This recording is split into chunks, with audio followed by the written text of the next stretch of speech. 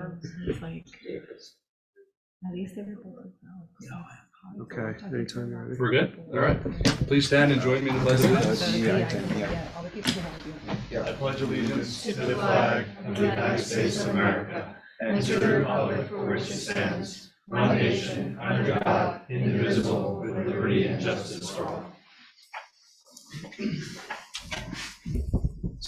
Right, so You can jump, you can, I think you can jump over the first Okay. item on there, because I don't see her here, so. okay, we'll We'll go just- right to the second presentation, since just they are double- here and very early, or we're early.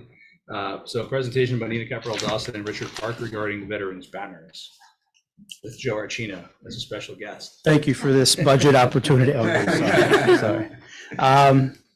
I'm here for a very good reason tonight, and we hope we'll get the support of the board. A couple of years ago, we started a Memorial Day Parade Committee because one year we decided not to have it and residents got pretty upset. So I was able to start a group with the mayor, and then COVID came and all our work went down the drain in that first year. But then as COVID went away, we came back, and with the help of Nina Caparel-Dawson and Richard Park, we had a great day last year, ran a great event, and we were looking for ways to continue to keep Memorial Day, Veterans Day, and 9/11 as important parts of what the village presents to its community each year. What we came up with is that we discovered that there were 24 former residents who died in service, and thus our logo, which I'm sure you all saw with the number 24, was something that was created. So we started talking about a banner, like many communities. When Richard and Nina get up, they can share, but there are probably 10 to 15 communities in Westchester that have memorial banners that they put up along the roadside, on their telephone poles, and in different locations. We started looking into it, and our original hope was we were going to put up one for each of the 24. But then we realized how much it costs. So we kind of redirected, and our redirection is where they're going to walk you through in a few minutes. But it's basically to start the program, to try to get banners up by Veterans Day if possible, and then to, at some point when we've made enough money on the project, to then put the banners up for the 24. There's a lot of work that goes into that. So both of these individuals have been amazing to work with, along with Larry and Larry's administrative assistant, Karen Bucheri. We meet pretty regularly. We're looking forward to Memorial Day this year. We have 21. We may get up to 21 service representatives to attend our event this year. So 21 is a pretty big number considering we couldn't even get on the list 2 years ago. So without much more, I'd like to introduce Richard Park and Nina Caparel-Dawson. Good evening. Thank you for the opportunity to come before you this evening. This is something near and dear to our hearts, and we really hope it becomes a reality in our town. We strongly believe that as a community, we should honor our servicemen, and this program, the Military Tribute Banners Program, offers us the opportunity to do this in a very dignified and honorable way. The program itself is 30 years old. It is a organization staffed by veterans and people that have a tie to the military. And they've been doing it, like I said, for over 30 years. And their main focus is to bring it to the communities to honor their vets. So. Well, first of all, thank you for letting us speak tonight. I'm happy to see two Riverview Road neighbors here. And it's, I think, especially fitting that this is National Volunteers Week. The White House put out a press release a couple of days ago. So the fact that we're here tonight, I think, is, I'm not sure if we planned it this way, but it ended up working out this way. So as Nina said, this program is something that a lot of towns have done. In fact, in Westchester and Putnam, Ardsley, Brewster, Carmel, Cortland, Manor, Eastchester, Lewisboro, Mount Pleasant, Newcastle, Peekskill, Putt Valley, Somers, and Yorktown all have banner programs. In some cases, the banners are up for the whole year. In some cases, for a limited part of the year. we've been thinking that if they do go up, they would be up between Memorial Day and Veterans Day. But this year, quite frankly, our goal would be to get them up by Veterans Day so they can at least be seen. We understand in more modern times, funding is an issue. So we've looked at this, as we said, initially the thought was to do just the 24 and look for some type of funding for it. As we learn more about what the village is going through, we've looked for ways that we would fund it ourselves. So that's where we got the idea to do the banners where people could either pay for a banner for a loved one or, well, that would be it really. So I mean, most veterans wouldn't put one up for themselves. I know I wouldn't for myself. But so the plan would be to price these at a point where we not only pay for the individual veterans banner to go up, but it would go into a designated fund to fund the 24 and to pay for the brackets that are needed to keep them on the pole. There is a picture of what it would look like. So when we were originally looking for this, there's a variety of sizes. And the size that we chose is a 20 by 40. It's an 18-ounce gauge vinyl. And if it's taken care of, like if you take it down and clean it and put it back up, you'll get maybe 3 years, maybe 4 years of a shelf life with it. This one is 20 inches by 40 inches. It's made by the company. It's just a generic serviceman. It's nobody from Irvington. But as you can see, it's on the inside of the pole, so it wouldn't interfere with the American flag and the other flags or anything else that would be put up. It's also something that's of a size that it doesn't block people's view down the street. It's not a hazard. And it's something, again, it's high enough up that people can see it, but not so low down that it would even impede pedestrian traffic. The plan would be, if there's sufficient interest, for people to have it stay up for 1 year and then take it down. But again, the ultimate goal, the genesis of this whole thing was to find a way to bring the 24 into even more consciousness in the community. And again, not to leave it up for the whole year, but that Memorial Day to Veterans Day window. Yeah, I mean, that's basically it. We don't know what the interest would be. We would like to, if the board approves the concept, to announce it at our Memorial Day ceremony. There are some kinks to be worked out, of course, but the pricing, we were looking at a $200 price point, which would allow us to start to build up a fund again to pay for. So the only cost of the village would be the physical labor of Parks and Rec people installing the brackets, putting them up, putting the banners up, and taking the banners down. The Ardsley, our neighboring community, did this last year, and they had it all up on Ashford Ave. The one that they had was the biggest banner because Ashford Ave is so wide, and they had much more room on their poles to put them up. I think, Joe, we have 32 poles going up and down Main 32. Street, so If we go a little bit north and south at the top. our first attempt would be to hopefully have all 32 poles with the banners of, they're double-sided banners, so the person would be seen from both sides. And I don't know if you can see on here, but it does designate the time they served, which ward they were in, and the branch of service. And all that information comes to us. We send it to the company. I'm here to help. Okay. We are too. Sorry, I didn't quite catch that. One point, just to make clear, is that it wouldn't, the person wouldn't have to have served in wartime, in event. And the U.S. Armed Forces, there are 6 components to it, so it could affect a fairly sizable population. The criteria that we were looking at is there has to be some touch with Irvington.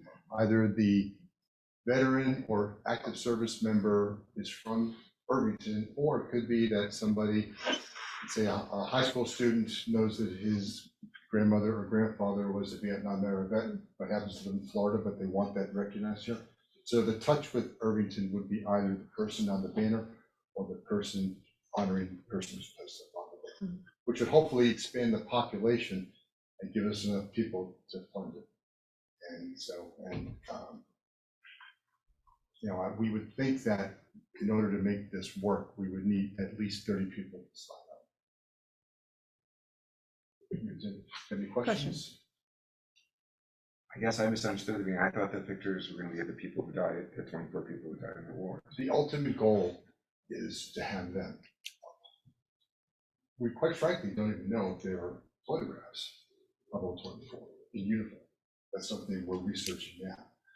At the very least, we're going to have a biography of each of the members of the 24 written and kept either at the library or on a website or on the village site. And just to piggyback on that, this Memorial Day, we're featuring the first serviceman who died from Irvington, and we're going to have a little biography of his life and everything like that. And from moving forward with that, every Memorial Day, we're going to honor the next person until we've gone through the 24.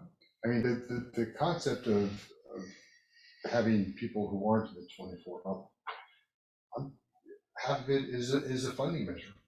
I mean, but we could also, with the board's approval, seek for local businesses to contribute money, but everybody's got multiple hands in their pockets, so we're not looking to do that.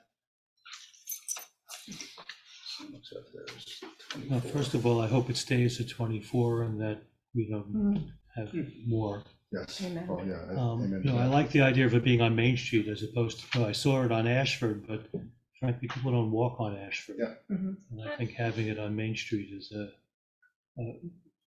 makes it more amenable, I think, with the smaller size. Yeah.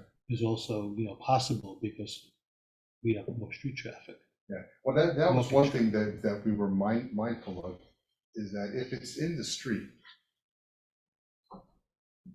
Main Street's tough enough to drive on, especially with larger trucks. Big push down, so we don't want, the fact that it's on the inside, we thought actually added a safety factor to it. And people do walk there, so yeah, I think it would be nice enough for people to see as they walk up and down the street.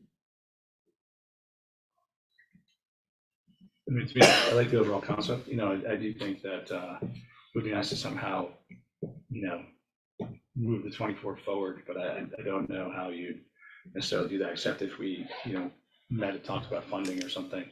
And also if there's pictures of them, because some of them are from World War I. Yes. And I know even, my, amateur Googling, I found some of them, but some of the pictures were like them at boarding school or, and I have seen some in other towns, like non-uniform pictures as a backup, and maybe for the 24, if we can get kind of a formal picture, who knows? But I think it'd be interesting to try to figure out if we could potentially, almost skip the first step of having to try to fund it. Because the fact that we have 32 polls and there eventually be 24, doesn't leave a lot of future fundraising, I guess.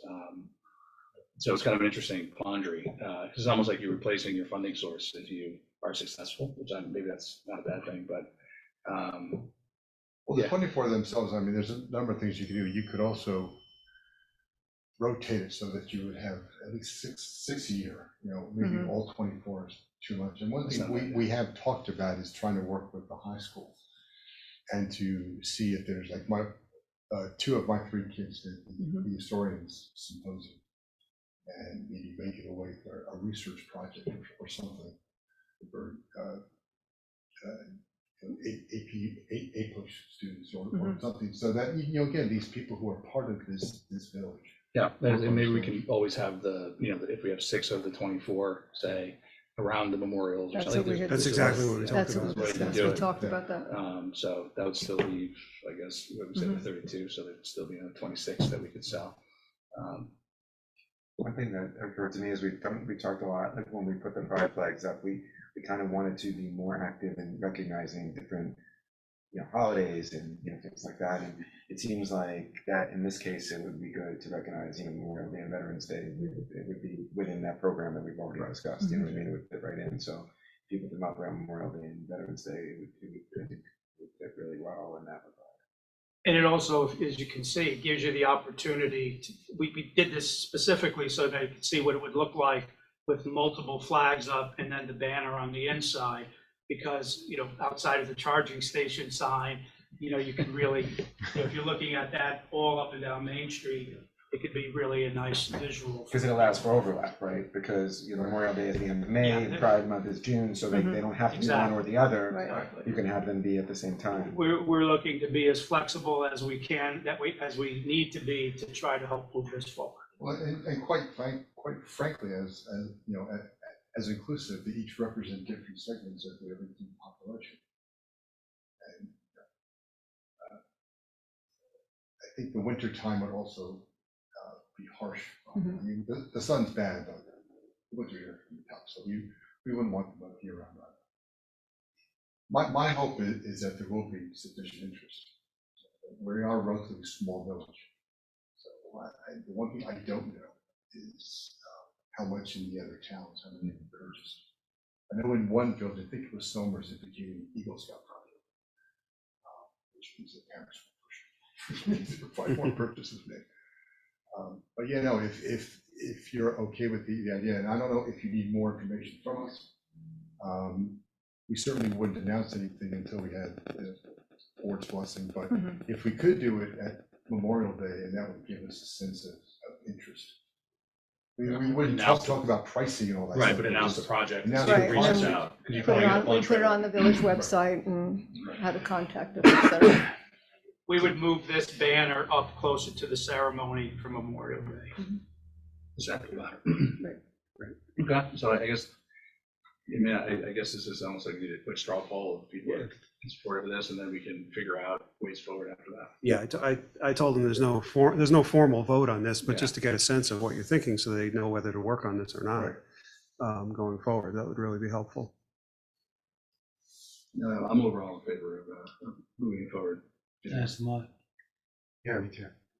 Yeah, as a seasonal thing, absolutely. And I definitely feel the 24 should be the focus, because I think that's not to disparage anyone else, but like for Memorial Day, it's Memorial, you know what I mean? It's like, it's right in the thing, and I think the ultimate sacrifice is what we recognize. And so maybe starting, but I understand what you're saying, that in order to raise the money, it's. Yeah, I mean, the only, quite frankly, I never even contemplated privately, because most veterans, I mean, you know, from your dad, they don't like the attention of themselves. They're never gonna buy them for themselves, and the goal was to have the 24 up there, but then, you know what the real world is like, and so in order to get it funded, but this was also a way to maybe have some families have some nice conversations. You know, my grandfather was a World War II merchant mariner. 3 ships sunk by U-boats and lived through them all, and those merchant mariners are veterans.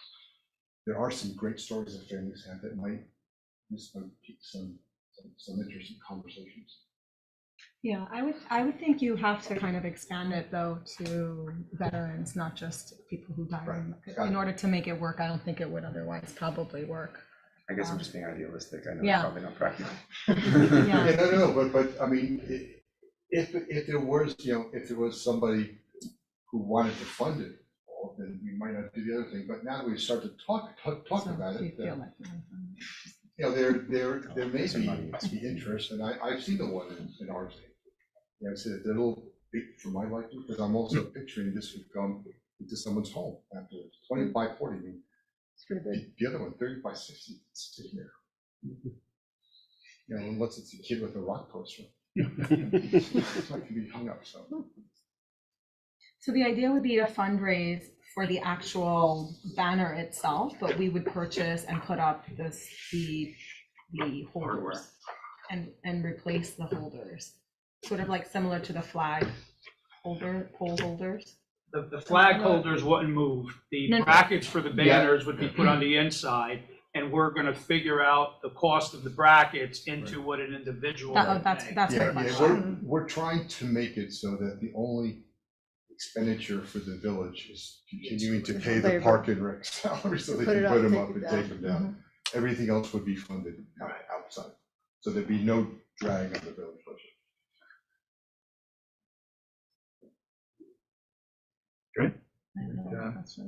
Yeah, I think we'll So we can move forward. figure it out now.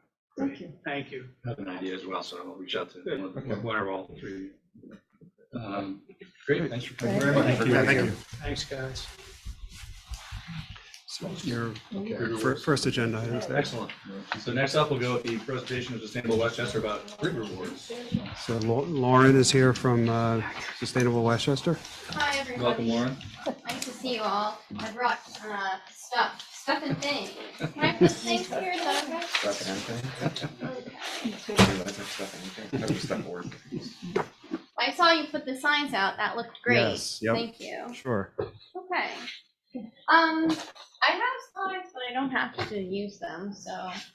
It's up to you. I mean, you didn't send them over to me, so. I emailed I emailed it to maybe like 6:59. Yeah, so well, I there you probably go. missed the cut, right? And Okay. that's why. Yeah, all good. Okay. So, hi everyone. My name's Lauren Broyce. I think you may remember me from a COVID meeting years ago. We were all on Zoom at that time. So, are there any people in this room that are using grid rewards? Perhaps. Oh, great. Do you know how much money you earned from summer 2022? I think No like idea. $230. What? Wow, that's I awesome. didn't have that much, but I just. I keep all of my lights out all year until. But yeah, no, it's my family did appreciate having it be like 90 in our house those days, but it's I got to go out to dinner at the end, so. Yeah. Wow. But yeah, no, it's pretty good, and I have friends who even saved more, so or got rebated more. So it's yeah, it's I don't know why anyone wouldn't do it. Cool. That's my takeaway. I like getting the notices, just having an idea, because my wife works at home, I work half the time at home. So it's good to know, like, oh wow, okay, this is a time when we don't want to contribute to the brownout possibility. Right. Cool. Wow. Do I even need to do this presentation? No. They can do it. I will, because there's people maybe watching, so I'll go through some of the benefits, and maybe everyone here wants to know about grid rewards. So I'll start by saying Sustainable Westchester is a nonprofit organization, and the Village of Irvington is a member of Sustainable Westchester, along with pretty much every single other municipality in Westchester County, including the county itself. And we've got lots of different programs. I know you all know Westchester Power and Energy Smart Homes, and we've also got some information about zero waste, recycling, waste reduction habits. And right now for Earth Day, we're promoting grid rewards. So like everyone was kind of sharing, grid rewards is a program that you can use to reduce your electricity bill by actually getting a check in the mail at the end of the year from Logical Buildings, the creator of Grid Rewards. And if it sounds too good to be true, it really is true. It's amazing. So once you sign up for Grid Rewards, you download the app to your phone. It allows you to hook it up to your Con Edison account. And then because of the usage of smart meters, Con Edison installed over the last few years, people have information about their electricity usage down to the 5-minute mark. So this way, the utility is able to tell if you've reduced your energy, and that allows this program, which is called demand response, to exist in the first place. So for people that are participating, they can expect to receive a notice via email and text message over the summer. The demand response events are going to be on those really hot days when everybody's running the AC and calling for a lot of power. There's different ways you can use a grid rewards event in your own home. Maybe you'll choose to pre-cool your house during your couple-hour period. Maybe you're going to not be running your laundry machine. You're not going to be doing the dryer, putting off kind of energy-intensive chores like that. And the events are totally voluntary. So last summer we had 7 events, which was a record, and based off of how warm the winter was, You're almost had one in April. yeah, we'll probably have a good handful of them over the summer, but it's voluntary. So say you have people over your house, you're not going to change the thermostat, you don't have to participate. So it's good that there's flexibility there. And the app itself can be used year round. You can sign in, check out your energy usage on a day-to-day basis, and there's also seasonal tips in the app for when you can reduce usage. So I have some dryer balls here. Does anyone here use dryer balls? I'm gonna give you each a dryer ball and talk about the benefits. So we've got grid rewards users, but maybe not dryer ball Is this an converts. ethical violation? Oh, no. It doesn't exceed $25, you're okay. Okay, $100 inside. I'm actually still distancing you out because you should have 3 dryer balls, but I'm only giving you 1. So a dryer ball is a great way to save energy in your own washing and drying practices. You put these in your dryer, you can leave them in at any time, and the dryer ball is helping to turn the laundry so that your length of time drying can be reduced. It's also absorbing the moisture from the laundry, so it's helping to reduce drying time in that way. So those are great benefits, but the reason I hand these out is I like to say that a climate superhero is not running their dryer during the hottest times of the summer. And that's kind of an interesting concept for people to think about. Like, why would it matter if you're running your dryer when it's hot outside, right? But it's because the carbon energy and the carbon intensity of the energy grid. So on the days where it's super hot, everyone's running their ACs, the utility has to turn on what they call peaker power plants. And unfortunately, those power plants are all located in environmental justice communities. So we're talking like Sunset Park and other communities in New York City. So we're not running these energy intensive devices during Grid Rewards demand response events. We're saving electricity, you're getting paid to do it, and you're reducing pollution. So it's really a win-win-win. And just to end things out, we are doing the Mayor's Challenge right now, right? So all the river towns are competing against each other, and I have some statistics. So we've got until April 28th is going to be the last day that we're doing the Mayor's Challenge, but for all time, we have 171 people in Irvington signed up. That's almost 3% of your population, which is pretty cool. And as of this morning, Irvington was in 4th place for the Mayor's Challenge. That's based off of population. We're weighting it so that kind of balances out the different sizes.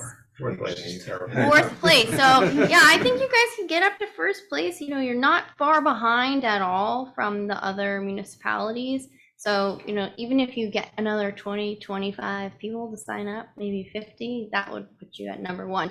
And there's a $1,000 prize to the municipality that wins. Logical Buildings will be donating that. So I've got more promo materials here. I can leave them, or if you want them, they're little table tents, and you've got the posters. So if there's any questions, happy to take them. Also little business cards if you wanted those as you're talking it up and trying to get Irvington to win the Mayor's Challenge. Who's in first? That's all I want to know. The 1st place right now is Hastings. Wow. 2nd place is Ardsley, Maybe we can make which it. is pretty cool. And it's been changing every week. It's really, you guys are all very close. So. Where do you get dryer balls? Dryer balls you can buy like at the Hastings Zero Waste store. They sell them there. Also at Trader Joe's, they sell them in a 4-pack. Highly recommend. Here's your first one. But you say you should have like 3 or They won't multiply on their own. Yeah. That's a good idea. Yeah, it's a great idea. Yeah. We actually had some, my dog ate one of them. Oh no. It's not the best. That didn't work She out eats so well. everything now. Funny. Do you have Okay. a presence at the Irvington Farmers Market? Not right now, but when the sustainability and the green policy task force is there, they have this material. We're having a table there this weekend with another group in Irvington, and if you want to give me that sign, we'll Oh, put it up at our thanks. table. That's so nice of you. Try to get the mayor first. Yeah. I gotta start, yeah, figuring something out. 4th place is really bad. 2nd place to Hastings I can live with, but can't be behind Dobbs Ferry, right? Yes. Pretty funny. Okay, so should I leave stuff? Do you want You it? can leave it there, yeah, Okay, we'll cool. do I'll something leave with it. And you would like some I'll stuff take the too? sign. And Okay. yeah, I'll get the stuff from Larry, and we'll make Perfect. sure it's at the event on Thank you. Saturday. That's such a big help, and I'll put these business cards. You can put some business cards at the table too, maybe. Okay, awesome. Great. Really appreciate it. Thanks, everybody. Thank you. Thanks for coming in. Yeah, Appreciate it. Thanks, Okay. Have a good night. Thank you. You too. So next up, announcements. Arbor Day tree planting. We mentioned it last time. Now we have the details. It's going to be April 28th at 10 a.m. on North Ferris Street. I guess we're planting a tree. Yes. Typically what we've done in the past on Arbor Day. Yep. No fireworks. No. I think you were invited, if I recall correctly. Yes, So, I think so. okay. And what day of the week was that?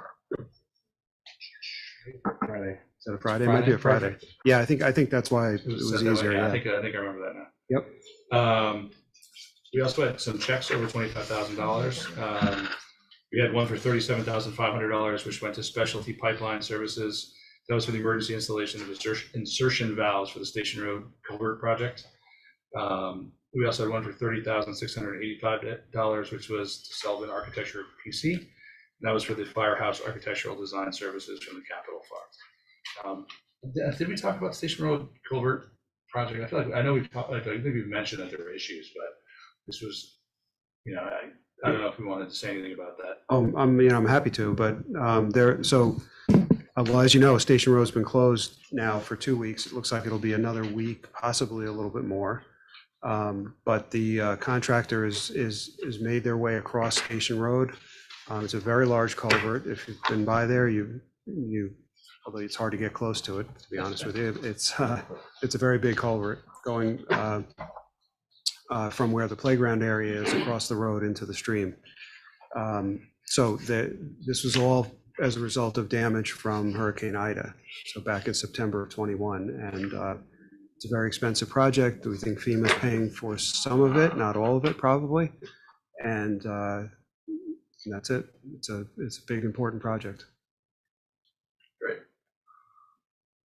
So if no one else has other announcements, I will move on to the correspondence, which actually all 8 letters are actually pertain to the public hearing on the operating budget. So I will hold those for now and open it up to public comment not related to the operating budget.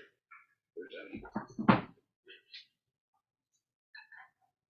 Otherwise, I will move on to the consent agenda, which just had the minutes, so it's not much of an agenda. If no one has any questions or issues, I will make a motion to approve the consent agenda. If I can have a second. Second. All in favor? Aye. All right, so now we'll go back to the public hearing for the 2023-2024 operating budget.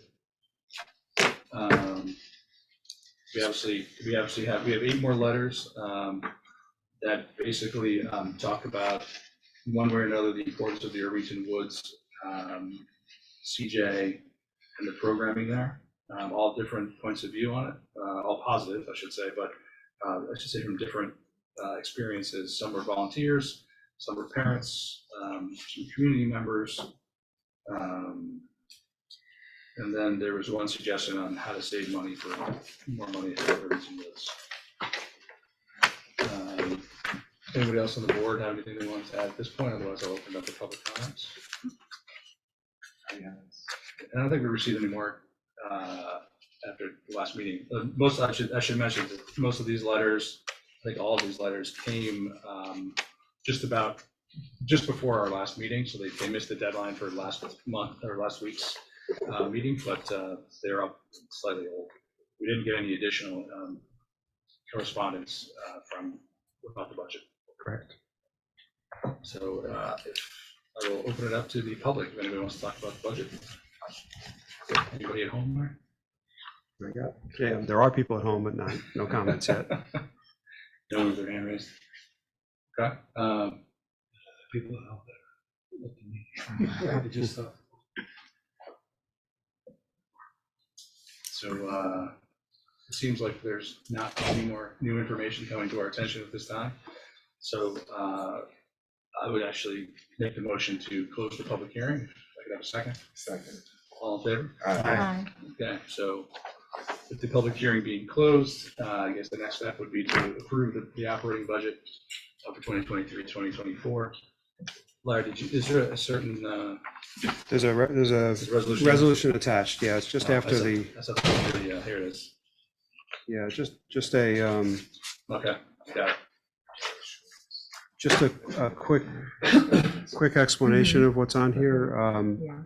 So the only specific line items that are being changed from the tentative budget to what you're considering tonight are there's about 7 line items here. It's a breakout of what you approved for the police department, right? It was, which, Yeah, so when we originally presented it in the tentative budget, we just put it as a lump sum to show what the costs would be. So this is just kind of moving the insurance expenses and the other fringe benefits to their respective lines. right, so there's no, if you were to add all these numbers up, they add up to zero. So there's no change in the levy, it's just reallocating it to the places where they belong.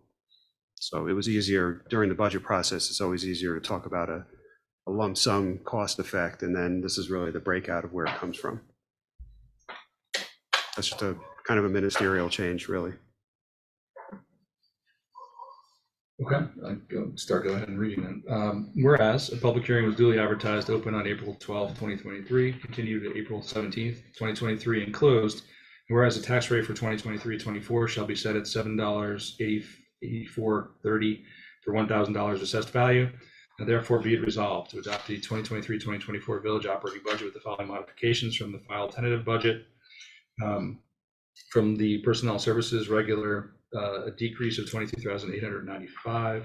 Hospital medical insurance increased $15,880. State retirement plus $4,900. Social Security plus $1,898. Life insurance plus $148. Vision insurance plus $242. And dental insurance plus $827. Further resolved that water rate shall be increased by 5% and sewer rates by 5% as follows. You can say as listed. As detailed below. So I will make the motion if I can have a second. Okay. All in favor? Aye. Again, we'd like to thank Larry and Katie, all the department heads, my fellow board members, and the public who, did provide a lot of feedback, and were, active participants in this year's budget. It was a much more difficult budget than previous years.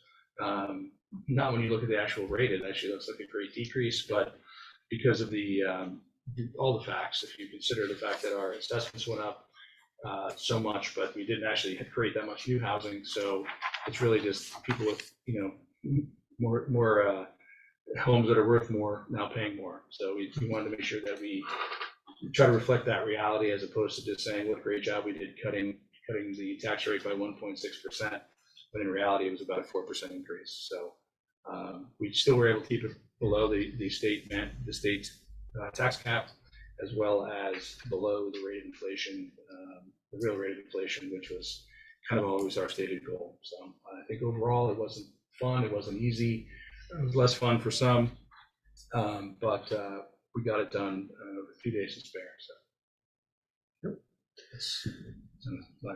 Yeah, so with that, now that the budget's been adopted, we do have one personnel matter that the library's asked for you to consider. And so I do have folks from the library here to talk about a personnel matter, not for you to consider. And I don't know if you want to jump right into that, but we're looking, the request is for an appointment of an individual to the title of principal library clerk, and Rosemary can explain some of the details behind it, but that's it.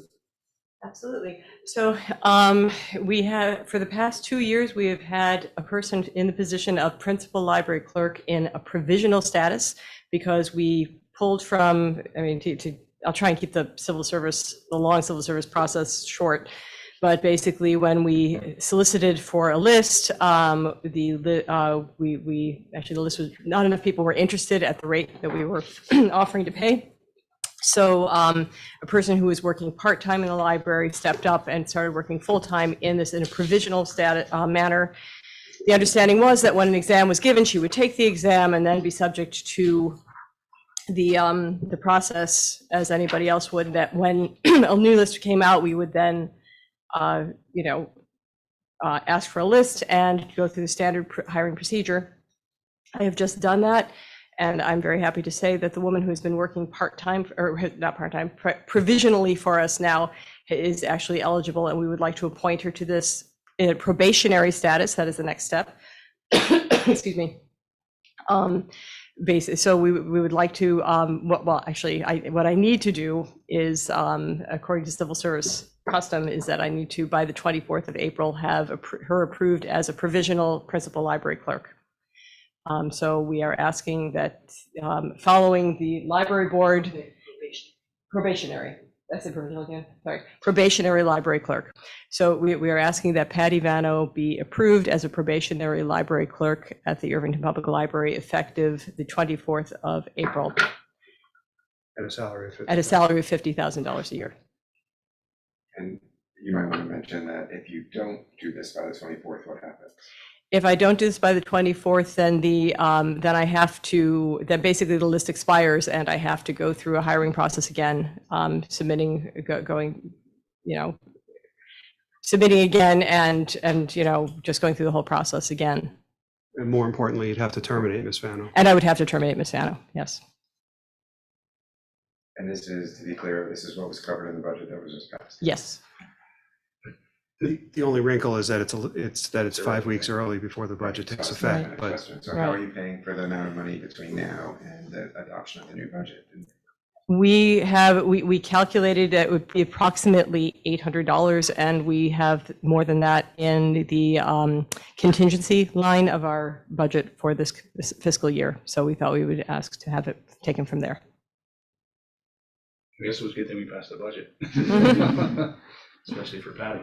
Yes. Yeah, I think it's not, the timing is obviously not ideal, but I think that I think penalizing, Patty for that is not what I want to do either. So, I think it's a pretty hard thing not to say yes to, even if we don't necessarily want to or like the way that it was potentially handled. So, I think, yeah, I feel like, that person's job is basically on the line for this, for a timing issue, so. I'm in favor of it. I don't think, I think what you're asking for is reasonable, irrespective of timing. I think, certainly I hire lots of people. I know how difficult it is to hire someone, right? Sometimes, I'm in favor of it. I guess I want to belabor the point. Anyone else? Anything? Is that, I'm just a little surprised this is coming up today, but. But I just wanted to make clear that, so the $800 is the extra cost for this. This fiscal year, yes. And you got that covered, you're not asking Yes. for any more money? No, And that's the correct. 23-24 is what was in the budget that was just passed, so there's no change whatsoever to what was just passed, right? That is correct. Just clarifying it. Oh, absolutely. Yes. Thank you. Anyone else? Otherwise, just make a motion. so motion to appoint Patty Vano as principal library clerk, effective April 24th, 2023, at a salary of $50,000 per year. So moved, if I can have a second. Second. All in favor? Aye. Subject to a probationary period of not less than 13 weeks and not more than 52 weeks. That was in there. You heard that, Sorry, right? yeah. Well, Okay. Thank you very much. approved as amended. Next up is appointment of fire department officers. As we went over last week, I should have the privilege of swearing in these folks that I've worked with for years. And now we're, I guess, officially making the appointment. So resolved to appoint the following officers to the Irvington Fire Department for a one-year term effective April 12th, 2023. Fire Chief James Ruffler, First Assistant Fire Chief Anthony Tarracone, Second Assistant Chief David Dowd, Lieutenant Dan Billings, Lieutenant Andrew Lamberti, Lieutenant Stephen Manciotti, and Lieutenant Joseph Trauma. Sorry, could you say that again? Sure. Joe, your hands went up so fast. Again, first I'll make the motion if I can have a second. Second. All in favor? Aye. Again, would like to thank all these folks for, doing, I think every single one of them has been I know every single one of them has been a officer before. Most of them have been chief multiple times. It's kind of a 6-year commitment when you become chief, because you have 2 years as a second assistant, 2 years as a first, and then you're fire chief for 2 years. And then these guys seem to come right back around. So then they take a break, they become lieutenants, which is, obviously still an officer position. So it's an inordinate amount of time. The amount of paperwork the chiefs have to do is incredible. And obviously it's they get a tiny stipend to be chief, but it's an all volunteer job. And we're lucky we have people that are willing to do it, so that's my little PSA there. Next is planning for the kickoff, the Diversity, Equity, and Inclusion Committee. Kind of a hybrid work session again. Yeah, a little bit. Was kind of stolen from us by the budget. Yeah, a little bit. Yeah, so this item's on here simply to point out, you have about 6 or 7, maybe a little bit more people who stepped up to be part of this committee. And so really this was to discuss what your way forward is, whether you want to plan to have a kind of a kickoff meeting or maybe even trying to decide which members of the board might be more closely involved with this committee. Just work out some of the details so we know which direction to go here. So that's really what the item's for. So. Sure. Emma, do you want to kick it off? Sure. I think we've been talking about this for a while, and we just haven't kind of gotten it off the ground. I think one of our priorities has been to sort of focus on, DEI issues in the village across, hiring and just we've had some conversations about events and celebrations, and so I think like a lot of other things, it's important to get community input, and so I think this committee will be important in sort of getting that off the ground and kind of defining where we might, rather than this huge universe like that we don't know where to start, that maybe they can sort of start focusing on certain projects and a way forward. And I think it's important to get that input from the community. I think we have probably, you're right, like 6 or 7, and maybe some other people who haven't sort of stepped all the way up but are interested, and so hoping that maybe with a kickoff meeting we can really just kind of like get a good group of people started on this. Obviously I'm happy to be one of the people on the board to work with that committee. I think it'd be good. Would love a second. But I think it'd be good if we, because it was so long ago that we did our first outreach for members, that we could do like another, not to slow down the process any, you can still set a meeting and everything, but if we can do one more push somehow for. I think that's hard. I think the idea maybe is this, right? Unless people want to ask people, but hoping that like getting it started and people hearing about it, people can always join later, right? But I think we have to we made a push, right, to sort of get people and see who was interested. Different people have approached me at different times or emailed Larry. So I think we have around 7 or 8 probably. It's probably enough to start anyway. Yeah, enough to start. Yeah. I'm happy to be on it. I mean, obviously I'm be rolling off in November. And you could just be like an ordinary person on it. It's true. It's true. You can stay forever. Just got hooked. Yeah. But yeah, See how I I'm did that? I'm happy to be on it. Yeah. So the 2 of us can do it. I also, this made me think about the near term, because I think in some of this, we thought this would also help with things like the Pride event and things like that. Pride event's obviously coming up fast and furious at us now. So I think we might want to have the DEI kickoff meeting and then roll that right into a Pride kickoff meeting. Can be separate, groups for sure. But I just feel like we need to do kind of both the next couple weeks, if that works for you and Larry and whoever else. I mean, I don't know if we want to try to do a hybrid or just an in-person. I think in-person meetings are better, but sometimes they're hard. Right.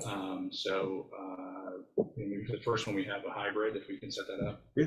So if we hopefully get as many people as possible in person, but it's not always possible.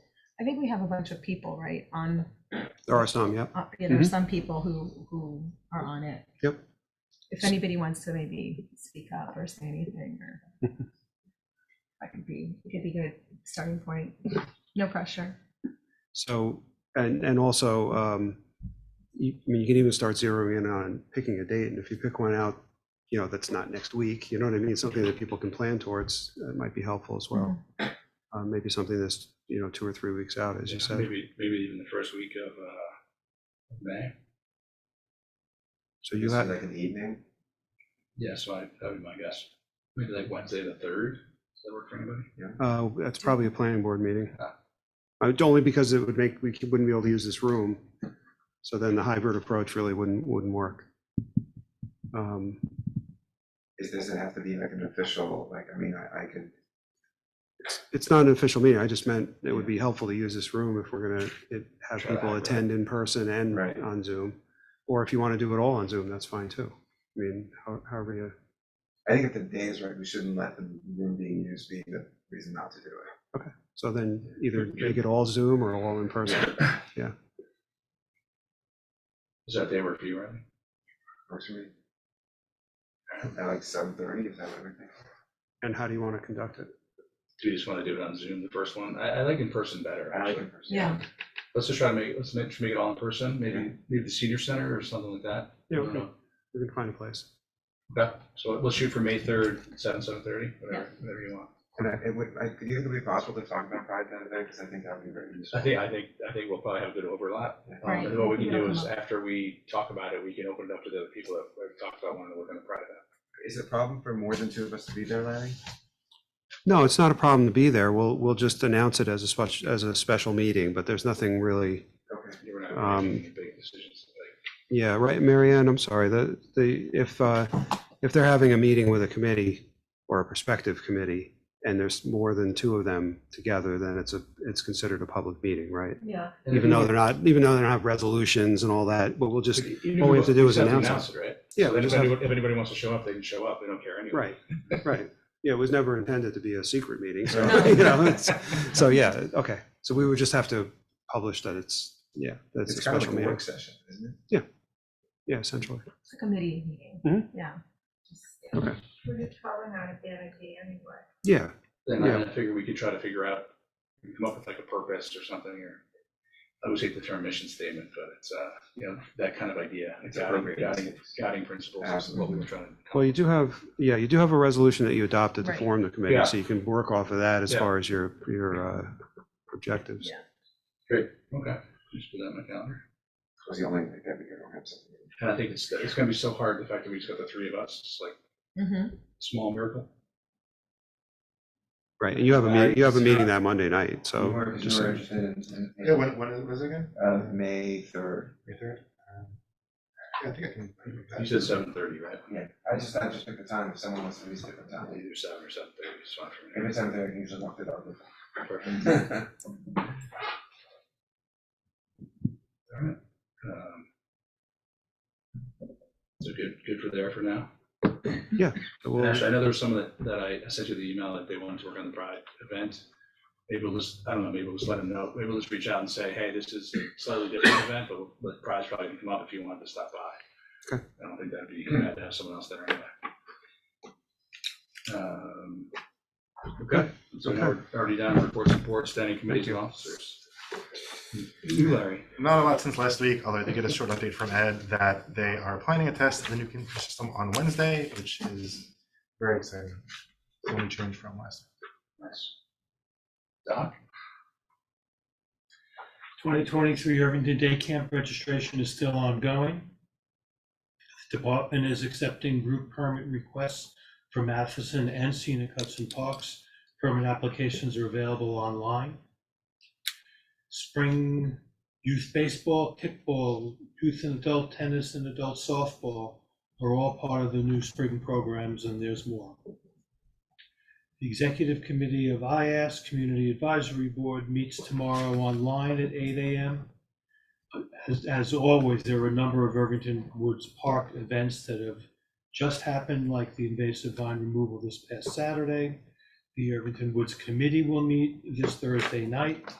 The Irvington Woods Committee will also celebrate the 10th anniversary of the O'Hara Nature Center on Saturday, May 13th. A fun day of nature, education, entertainment, and refreshments will all be part of the event, which will run from 9 a.m. to 11 a.m.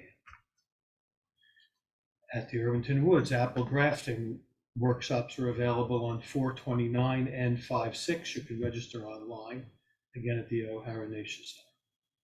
Toddler programs are back at the department. Today was the start of Little Me, and tomorrow starts yoga. And importantly, we've experienced several vandalism incidents in the parks over the past few weeks. Most upsetting was damage to the 9/11 monument in Scenic Hudson Park. Please help us to take care of the parks and respect everyone by following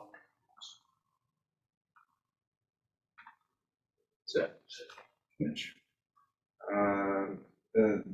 The second of the 2 coffee with the school superintendent is May 9th, but if you want to go, you have to sign up by May 2nd. So go to the school district website to do that. If you want to meet and talk to the superintendent, Chris Harrison. The farmer's market is outside on Sunday. I think it's beginning to run of being outside again, so that's nice for that time of year. And I happened to have a library board meeting right before this meeting. I left that board meeting early to come here. And I noticed from the report that they had, in the month of March, they ran 39 different programs that had 783 different attendees. Nearly half were kids. I thought that was interesting. They also had a artist reception for a photographer, and it's still up at the library. 52 people attended. I advise you to go down and look. This person goes into the water with no scuba equipment, no telephoto lenses, just a waterproof camera, and takes pictures of octopus, like from this close. And it's like the coolest. I stopped by, it was pretty cool. Yeah, you'll second me on that? Yeah. And also the book circulation is back. It's the highest that it was in the last 2 years in the month of March. And children's book circulation for March was higher than the previous 5 years, even going back before pandemic. So it seems like things are really bounced back and things are more to normal over at the libraries. And that's all I have. Right? Yep. My kids are spending lots of time there, by the way, thankfully. So from Frank from the police department, he just sent me a note about the spring egg hunt, which we talked about, that was sponsored by the PBA. As we all know, they had a great turnout. It was a lot of fun. And the rec department did an excellent job as usual. I mean, we talked a lot about that the last time. It was an excellent event.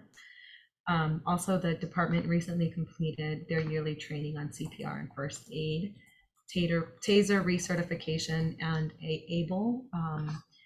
The training was hosted in-house by their own instructors, and they received 8 hours of instruction on those topics. The other thing is that the Earth Day celebration is going to happen on the 23rd at the Farmers Market. It's a collaboration, I know, with the school, the Green Policy Task Force, and Charlotte is working on that as well. So people should check that out on the 23rd at the Farmers Market. That is all for me. Great. We will move on to the village administrator's report. So just to circle back quickly, I got a question and answer here on Zoom from Josie Bloom, who mentioned that she'd like to join, so that's great, for the DEI committee. But she also mentioned that May 3rd is when the Irvington Green Policy Task Force is meeting. So I don't know if that changes anything at this point, but Is there overlap? 7 to 8 is their meeting. So why don't we just move ours to 8? That's fine, maybe 8:15. Okay. And that's like my bedtime, but. so, Sadly. okay, so we'll adjust the time.